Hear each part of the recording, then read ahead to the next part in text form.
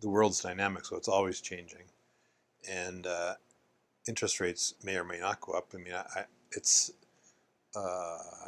people are concerned that they might start to rise now for a variety of reasons. Change in leadership in the U.S. being one of them, I guess.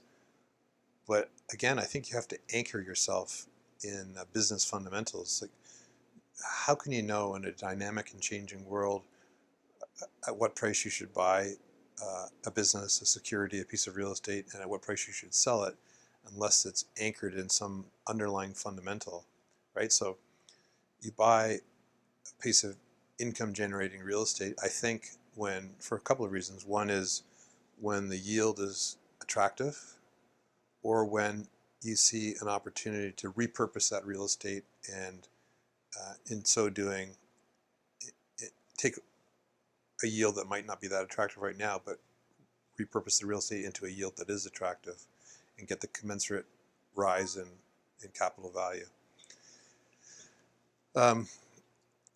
In the stock market, you need to focus on a few things that you understand in your circle of competence, and when there's an opportunity that you understand, when a business, when its share price is not properly reflecting the value of the business,